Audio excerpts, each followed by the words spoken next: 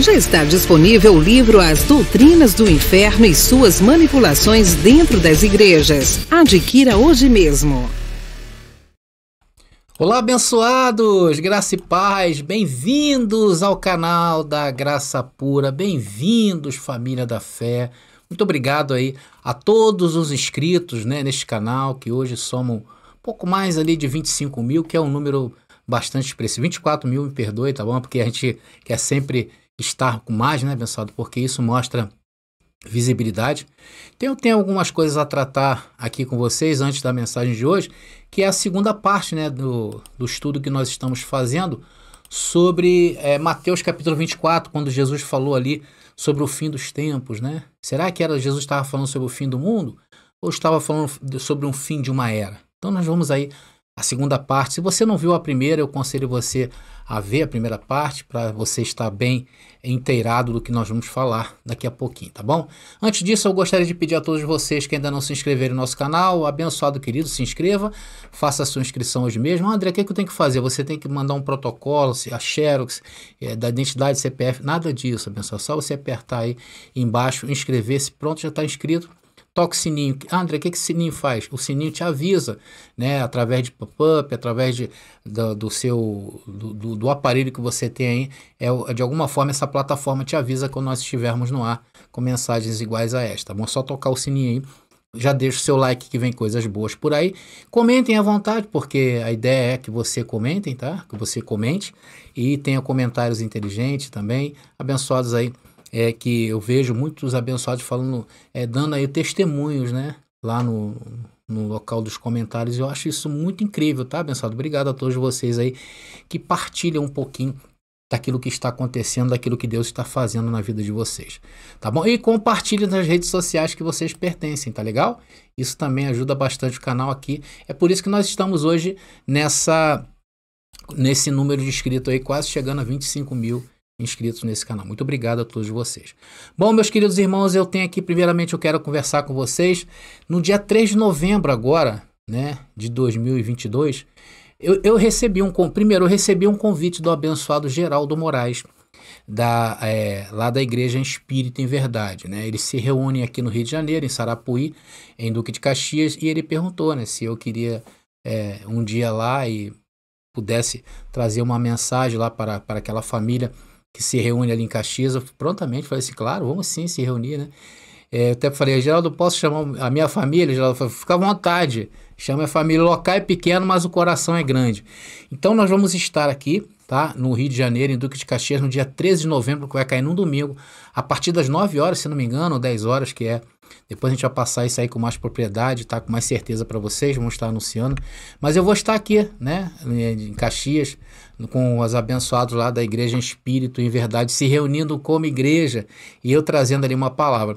Então, se você aí estiver disponível nesse dia, vamos lá, abençoado. Eu quero te conhecer, faço questão de apertar a tua mão, né, porque isso é importante e isso é o que eu falo. Nós estamos mostrando corpo, estamos mostrando força a esse mundo. Estamos aqui e viemos para ficar.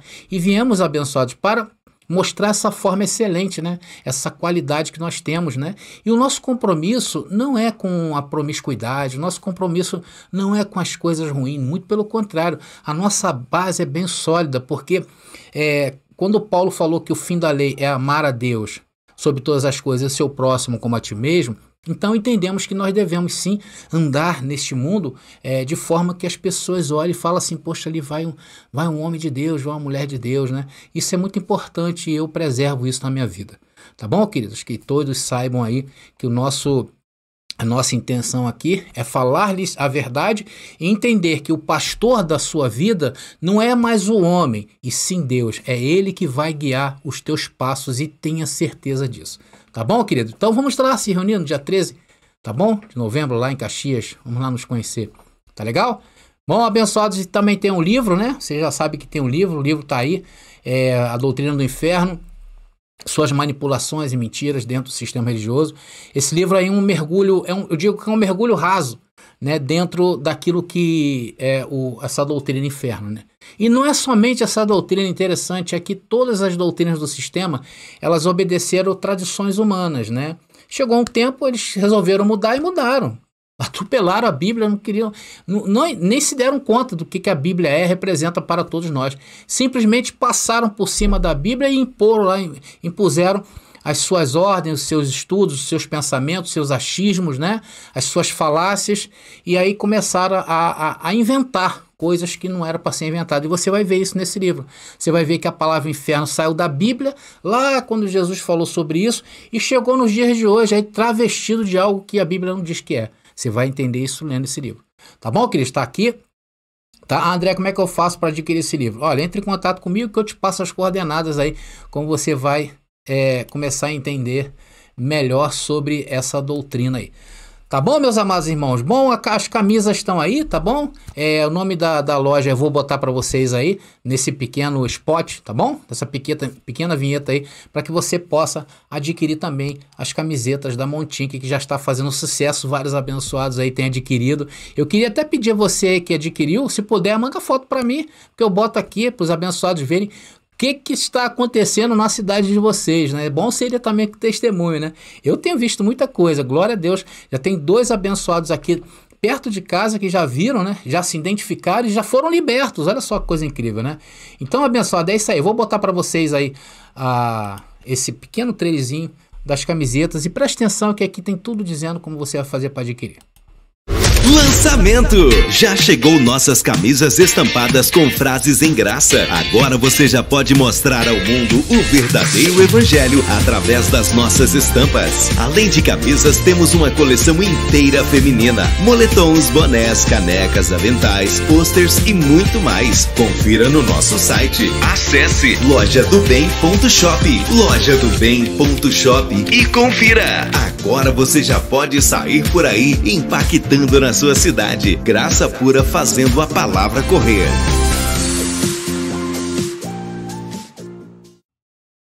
Está aí, abençoados. Glória a Deus.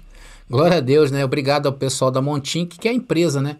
Que é responsável aí por toda essa parte de confecção de camisa. A única coisa que eu faço é os dizeres. Inclusive, eles falaram para mim, quem quiser aí, tá, abençoado? Entre em contato comigo.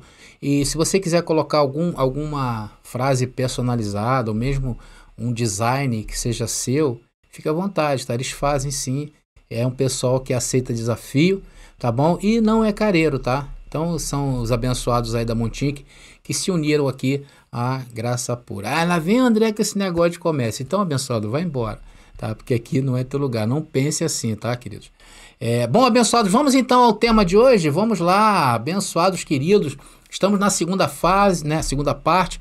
Estamos analisando a frase bíblica lá em Mateus capítulo 24, quando Jesus disse que o templo ia cair, e os discípulos ficaram espantados com aquilo e perguntaram quando seria o final do mundo, né? Ou final dos tempos, lá no Sermão do Monte das Oliveiras. Então, abençoados, como a ideia desse canal não é defender nenhuma tese humana, nenhuma tradição religiosa, e sim mostrar a Bíblia pela Bíblia, a Bíblia ela é muito clara em relação à sua linguagem. Às vezes, a sua interpretação é que dependerá de alguns fatores, tá? Por exemplo, quando ela fala em fim dos tempos, a Bíblia fala nas profecias no Antigo Testamento, no Novo Testamento, vários versículos que falam sobre o fim dos tempos. Leva-nos muitas das vezes a acreditar que se trata de um evento de uma magnitude cósmica, né? Quando a gente fala fim do mundo, né? Quando a Bíblia fala fim do mundo, milênio. Então a primeira coisa que vem à nossa mente são milênio, 1000 anos, né? Fim do mundo, não podemos pensar outra coisa a não ser o fim do cosmo. Por isso que muita gente acredita que o mundo vai acabar. E é por isso também que muitos não aceitam o argumento de que a vinda de Cristo foi um evento nacional e no passado. Porque eles linkam o fim do mundo aos dias de hoje, né? Aos dias atuais. Dentro de tudo que está acontecendo, parece que nós estamos vivendo um período realmente pós-apocalíptico, principalmente por causa dessa que está acontecendo hoje aí. Inclusive, é até bom você sair um pouquinho dessa bolha, tá, pessoal? Essa bolha aí que está se criando em torno dessas eleições, porque não está fazendo bem a muita gente. Mas vamos voltar aqui ao texto. Então, aqueles homens lá que ouviram Jesus falar da sua vinda, eles entenderam a sua mensagem. Eu estou falando dos discípulos. E não passava pela cabeça deles, por exemplo, que se tratava ao fim de uma era cristã, que nem tinha naqueles dias, mas o fim, sim, da idade mosaica. Os discípulos não estavam pensando, não, porque quando será o fim da era cristã? Não, isso não se passava pela mente deles. Tá bom? Então, abençoado, hoje nós vamos continuar vendo alguns detalhes dessa dinâmica, tá? Ou seja, a contextualização bíblica e pela Bíblia. É por isso que eu falo, vem pra graça que eu te explico.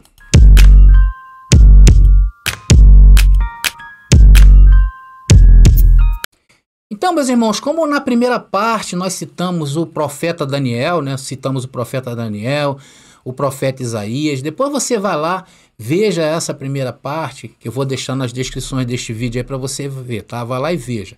Então, como íamos falando, no Antigo Testamento, há muitas profecias que prediziam os últimos dias, o dia da vingança do Senhor, o dia da ressurreição, né?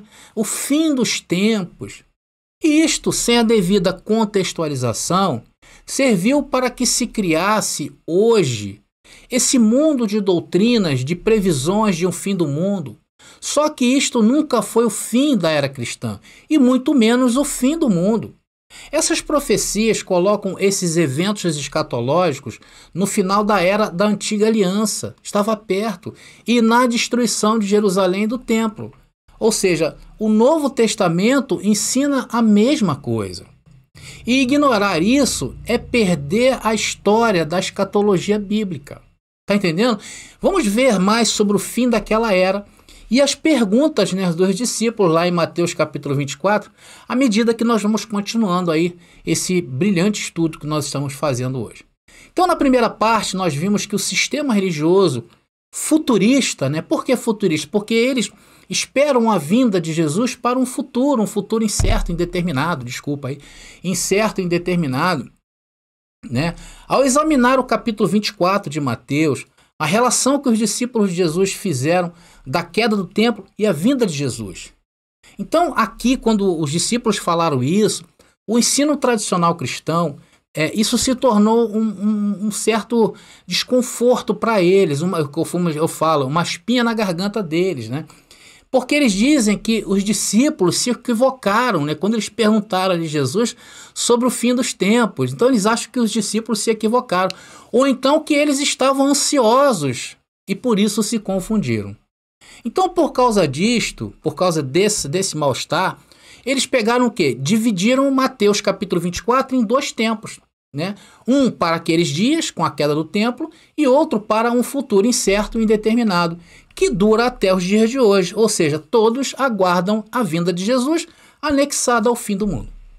Então, mediante isso, nós fizemos uma relação entre Mateus capítulo 13 e o discurso de Jesus no Monte das Oliveiras em relação à questão se os discípulos de Jesus ligaram erroneamente o tempo do fim com a queda de Jerusalém e do templo.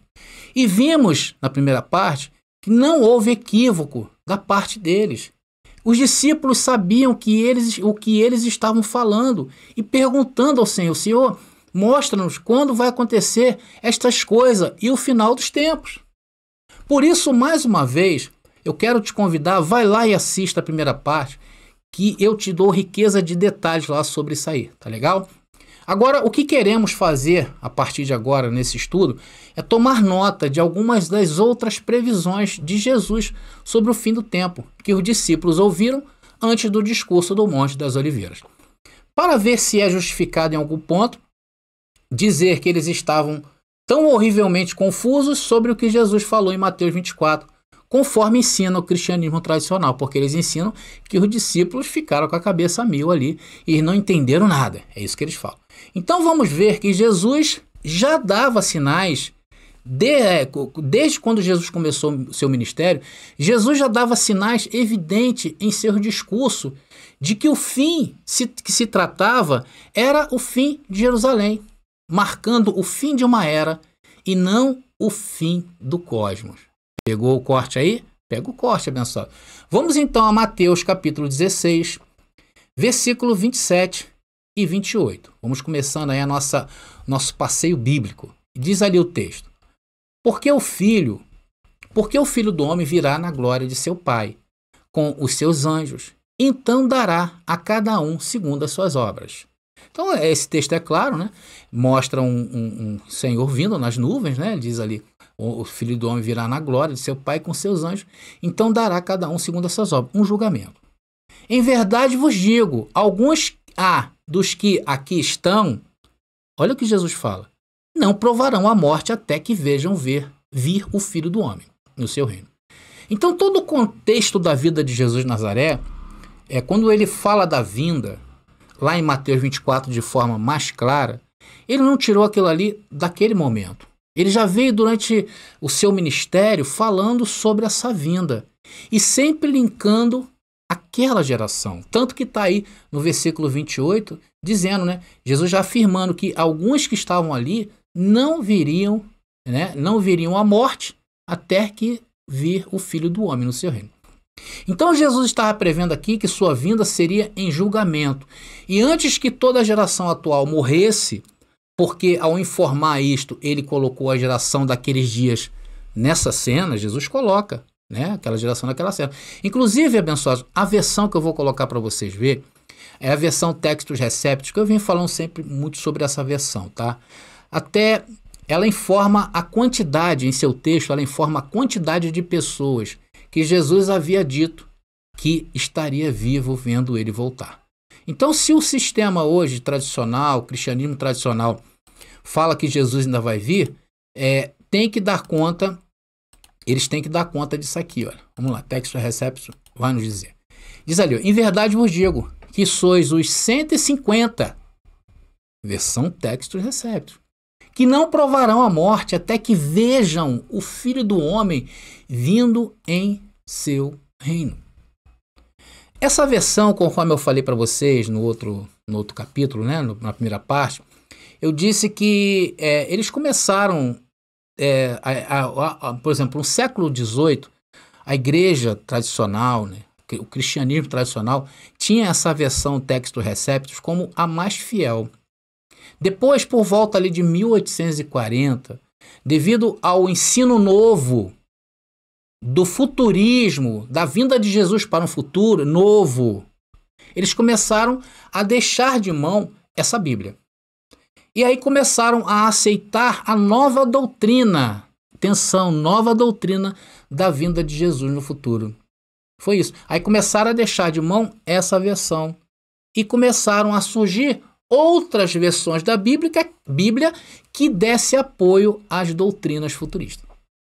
Mas, abençoados, o acordo entre Mateus capítulo 16 e Mateus capítulo 24 é muito forte para ignorar que isso aí estava se referindo àquela geração. E isso significa que temos as declarações gêmeas de que os eventos deveriam estar nessa geração. Veja, Mateus capítulo 16, versículo 28 está aí para sempre para vocês. Agora eu vou botar Mateus capítulo 24, versículo 34. É muito claro. Olha aí. Tá vendo? Então, dizer que os discípulos não estavam entendendo o que Jesus falou ou se confundiram, não cabe nesse raciocínio. Os discípulos entenderam que Cristo disse que ele estava julgando aqueles que estavam prestes a matá-lo e persegui-los naquela geração. Porque a vinda do Messias, o prometido de Israel por Deus, tinha tudo a ver com o contexto do tempo de Jesus e tudo o que ele falou. Por quê? Se deu no ano 70. Tudo o que Jesus predisse, que vinha do Antigo Testamento, do seu discurso em vida durante 3 anos de ministério de Jesus de Nazaré, mais influente que teve naqueles dias, tudo apontava para o ano 70. Então é difícil argumentar que eles estavam confusos, como supõe o sistema. Lá em Mateus capítulo 24, quando Jesus acabou de avisar-lhes que as mesmas perseguições mencionadas no capítulo 16, eles sofreriam. E depois prometeu o quê? A reivindicação desses sofrimentos. Lá em Mateus capítulo 23, no versículo 29 ao 37, depois vocês leiam, por favor, tá legal? Leiam todos esses versículos, mas é ali onde Jesus chamou os religiosos da época de sepulcro caiado. Amados, esses homens, eles eram tão hipócritas que se vocês lerem estes versículos que eu acabei de falar para vocês, vocês verão eles falando que se eles, olha só, eles falando assim, que se eles tivessem nascido na época de seus pais, porque Jesus acusou eles, os pais deles, de terem matado os profetas. Então ele falou assim, não, Senhor, se nós aqui dessa geração tivéssemos nascido naquela geração, não teríamos matado os profetas de Israel. E Jesus chama eles de mentirosos, porque eles estavam fazendo a mesma coisa naqueles dias. No verso 35, tanto que no verso 35 aí de Mateus capítulo 23, ele diz assim, olha, para que sobre vós caia todo sangue justo. Todos os sangue de justo estavam caindo sobre aquela geração. Amados, isso não cabe nos dias de hoje. Concordam comigo? Não cabe. Você vê que a gente está dentro de um contexto bem rígido e rico em detalhes. Aqui não deixa a gente fugir sequer para pensar que isso é para o futuro. Por isso que, amados, a Bíblia descontextualizada pega todo mundo. Não é verdade? A gente não foi levado por esse vento de doutrina também? Porque ela pega todo mundo. Se você descontextualizar isso, se você não conhecer a história bíblica, as pessoas são facilmente enganadas. E no verso 36, por incrível que pareça, Jesus também fala o que disse lá em Mateus, no versículo 34 do capítulo 24. E o que disse também lá no capítulo 16, versículo 28. Vamos ler, versículo 23, parece cópia até, né? Mas está aí, Mateus capítulo 23, versículo 36 diz: Em verdade vos digo que todas estas coisas hão de vir sobre esta geração. Jesus está dentro de um contexto. Então vocês notem como a correspondência que nós estamos fazendo aqui, ela é perfeita. E é um desafio para aqueles que afirmam que os discípulos estavam tão confusos quanto ao tempo, enfim, de Mateus, em Mateus capítulo 24. E não é só aí não, porque nas cartas dos discípulos, eles também se incluíam naqueles dias do fim dos tempos. E aí entra o argumento dizendo não, que eles estavam ansiosos. Então é querer ser muito desonesto isso. E os discípulos, queridos, com certeza lembraram do que Jesus já estava dizendo em Mateus capítulo 16, o que ele fala em Mateus capítulo 20, no 21, no 22, se referindo àqueles daquela geração. Vocês estão entendendo, amados? Vamos ver, abençoados, mais uma prova. Vamos ver mais uma prova de que aqueles homens, os discípulos, sabiam do que se tratava a vinda de Jesus. E a queda do templo, né? A queda do templo, eles sabiam também por causa da queda do templo e o acerto de contas com a nação. Tudo isso predito há muitos milênios atrás. E tudo isso se passa naquela geração e para aquela geração. Vamos ao capítulo 22 de Mateus, e aqui fala do casamento do filho de um rei. É uma parábola, tá? Aqui é uma clara menção de Jesus sobre a destruição de Jerusalém, como sendo o fim dos tempos. Então, o fim dos tempos, os últimos dias, era o fim de Jerusalém, era o fim de uma nação.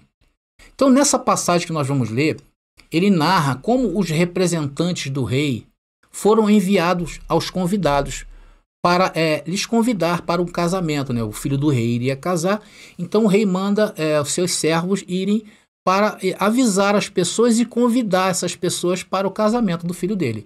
Agora vamos ler aí para nós contextualizarmos Mateus capítulo 22, do versículo 1 ao versículo 3, que diz: Então Jesus, tomando a palavra, tornou a falar-lhes em parábolas, dizendo: O reino dos céus é semelhante a um certo rei que celebrou as bodas de seu filho, e enviou seus servos a chamar os convidados para as bodas, e estes não quiseram vir. Então eles fizeram ali uma desfeita ao rei, né? Então essa parte representa a esperança escatológica de Israel, como disse lá em Oséias capítulo 2, versículo 19. Vamos ler aqui, abençoado. Oséias capítulo 2, versículo 19 e 20, que diz: E desposar-te-ei comigo para sempre. Desposar-te-ei comigo em justiça e em juízo, e em benignidade e em misericórdias. E desposar-te-ei comigo em fidelidade e conhecerás ao Senhor. E também lá em Isaías capítulo 62, diz que essa esperança caía sobre Israel, mas agora estava prestes a acontecer. Então, nessa parábola, vamos voltar aqui à parábola, na parábola, os convidaram, olha só, os convidados, aqueles que foram convidados pelo rei, além de não irem, né, de desfazerem do convite do rei, perseguiram e mataram os mensageiros. Isso aqui está se referindo a Jesus, tá, abençoado? Claramente a figura de Jesus ali para o povo de Israel. Então tá ali. E diz, e enviou os seus servos a chamar os convidados para as bodas. E estes não quiseram vir. Depois enviou outros servos, dizendo, dizei aos convidados, eis que tenho o meu jantar preparado, os meus bois e cevados já mortos, e tudo já pronto. Vinde às bodas. Eles, porém, não fazendo caso, foram um para o seu campo, outro para o seu negócio. E os outros apoderaram-se dos servos, os ultrajaram e mataram. Olha aí. Jesus, o convite de Jesus era claro.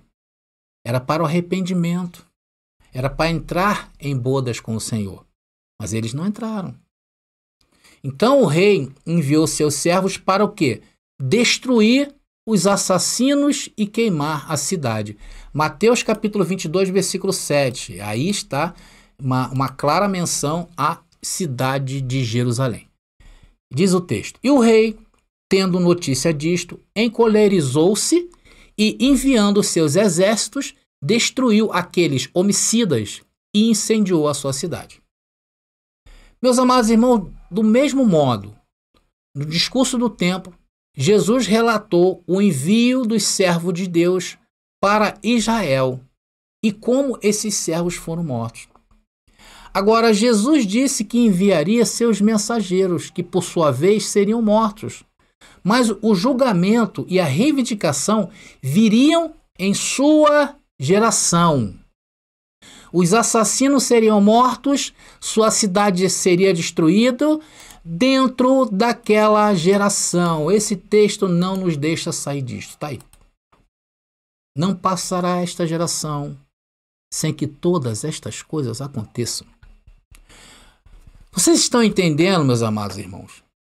Logo, os discípulos, que movidos também pelo mesmo Espírito de Jesus de Nazaré, entenderam a mensagem de Jesus, porque Jesus já lhes dava sinais sobre tal acontecimento, que seria para aquela geração. Jesus não usou um discurso isolado em Mateus capítulo 24. Agora veja, abençoado, que incrível. Em Mateus capítulo 24, agora no versículo 9, também Jesus disse que essas pessoas matariam os seus enviados, porque Jesus mandou os discípulos dele para pregar o arrependimento de Israel. Sim ou não? Mandou, né? Vamos ver então no versículo 9 de Mateus capítulo 24. Jesus predizendo isso aí, olha. Então vos hão de entregar para seres atormentados, e matar-vos-ão, e sereis odiados de todas as nações por causa do meu nome. Meus queridos, vocês estão notando? Tudo em conexão com aqueles dias. A perseguição de Mateus capítulo 24, versículo 9, é a mesma perseguição que no capítulo 22, naquela parábola que nós vimos do rei, por aqueles que foram convidados para o casamento, mas, além de recusarem a oferta, mataram aqueles que foram enviados pelo rei. Então, da mesma forma, a perseguição no capítulo 23, versículo 34, que é a perseguição judaica do primeiro século aos discípulos de Jesus, que assim como nos capítulos 21 e 22, levará a vinda do Senhor no julgamento desses perseguidores. Vocês estão notando que tudo está em conexão com aqueles dias? Tudo da mesma forma. Então eu não posso chegar no capítulo 24 de Mateus, abençoados, eu não posso fazer isso. Eu não posso chegar nesse capítulo 24 de uma história que já vem sendo contada desde o Antigo Testamento, desde quando Jesus começou o seu ministério, dentro do contexto do judaico, querer extrair uma porção e aplicá-la de forma criminosa aos dias de hoje. Mas foi isso que o sistema religioso fez. E para reiterar, abençoados, em Mateus capítulo 23, versículo 34, Jesus previu a próxima desolação da cidade, que o desprezou, e seus discípulos. Esse julgamento estava em 70 depois de Cristo. Vamos ver Mateus capítulo 23, versículo 34, que diz: portanto, eis que eu vos envio profetas, sábios e escribas. A uns deles matareis e crucificareis. Não foi isso que aconteceu com os discípulos? E todos aqueles que seguiram a Jesus, os judeus que se convertiam eram mortos. E diz, e a outros deles açoitareis nas vossas sinagogas, e os perseguireis de cidade em cidade. E em Mateus capítulo 24, Jesus predica a total desolação desse tempo e prossegue para explicar o porquê a perseguição de seus discípulos. Então, esse julgamento seria na sua chegada, nas nuvens, com poder e grande glória. Aonde? Nessa geração. Vamos ler, abençoado, Mateus capítulo 24, a partir do versículo 29. Vamos ler que coisa linda. Olha só como é que tudo vai se encaixando. E diz o seguinte: e logo depois da aflição daqueles dias, o sol escurecerá, e a lua não dará a sua luz, e as estrelas cairão do céu, e as potências dos céus serão abaladas. Então aparecerá no céu o sinal do Filho do Homem, e todas as tribos da terra se lamentarão, e verão o Filho do Homem vindo sobre as nuvens do céu com poder e grande glória. Deixa eu ver se agora... Grande glória. E ele enviará, deixa eu ver aqui na segunda, e ele enviará os seus anjos com rijo clamor de trombeta, os quais ajuntarão seus escolhidos desde os quatro ventos, de uma a outra extremidade dos céus. Aprendei, pois, esta parábola da figueira. Quando já os seus ramos se tornam tenros e brotam folhas, sabeis que está próximo o verão. Igualmente, quando virdes todas estas coisas, sabei que ele está próximo, às portas. Olha aí. Em verdade vos digo que não passará esta geração sem que todas estas coisas aconteçam. Meus queridos irmãos, descontextualizar isto daqueles dias não pode ser admitido por aqueles que entendem de contexto bíblico, do contexto da história judaica, das profecias acerca do Messias, e muito menos conhece o discurso de Jesus antes de chegar aí em Mateus capítulo 24. Por isso, meu amigo, quando você vem a esse canal, você toma um choque. E a primeira coisa que se levanta na sua mente são as doutrinas erradas que vocês aprenderam durante toda a vida. E falar disto do sistema religioso só nos vem à mente duas coisas. Ou eles são muito desleais com a Bíblia, ou realmente estão muito cegos e nem querem saber de mudar isto. Uma das duas coisas vem à nossa mente. Bom, está aí.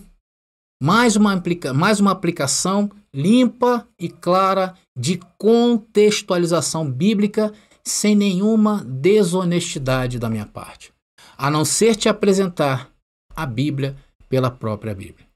E vamos apresentar para vocês na próxima mensagem algumas passagens paralelas que ajudarão mais e mais para a gente entender que o fim dos tempos de Mateus capítulo 24, versículo 3, não se refere ao fim do mundo como um dia nós pensamos. O fim do mundo cristão. Não se trata disso, não tem nada a ver com isso. E sim com o fim dos dias do Israel bíblico. Eu sei, abençoados, que muitas coisas vêm à mente de vocês quando nós falamos isto. A mente de vocês deve ficar 1000. E nos salta várias perguntas na nossa mente, como a questão do mal, como a questão do cristianismo atual, como é que fica, com todos os seus ensinos, como é que fica? Como é que vai ficar, André? Eu sei que isso vem na mente de vocês. Mas a única coisa que eu peço para você, calma, confie que aquele que começou a boa obra, ele vai aperfeiçoar até você entender tudinho, como todos nós, os inscritos deste canal, entendemos. Então, não adianta correr. Aqui, as coisas não adianta correr, não depende de quem quer. Aqui as coisas são como Deus quer, e no tempo que Ele quer.